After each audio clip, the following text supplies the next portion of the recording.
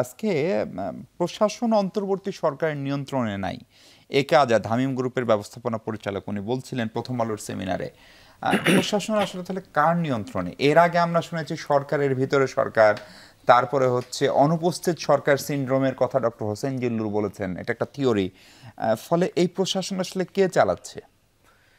আসলে প্রশাসন কে চালাচ্ছে এর প্রশ্নকর্তার উত্তরদাতার বোধহয় একই ইনফরমেশন আছে আর কি। আপনার আমার ইনফরমেশন বোধহয় কম। আপনার অ্যাজাম্পশন বা পলিটিক্যাল ব্যাখ্যাটা এই জায়গা তো এটা তো এই সন্দেহ সংশয় বা উৎকণ্ঠা তো আছে যে আসলে, এবং এটা তো সঠিক যে অন্তর্বর্তীকালীন সরকার প্রশাসনের উপরে আসলে সাফিসিয়েন্টলি কন্ট্রোল বা কর্তৃত্ব নিতে পারে নাই, এই উৎকণ্ঠা তো বিরাজমান আছেই।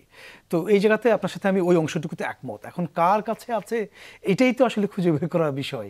তবে অন্তর্বর্তীকালীন সরকার যে সাফিসিয়েন্ট কন্ট্রোল নিয়ে একটা লেভেল প্লেইং ফিল্ড তৈরি করে নির্বাচন আয়োজনের যে একটা প্রত্যাশা করার কথা, এই জায়গাতে আসলে সংশয় আছে।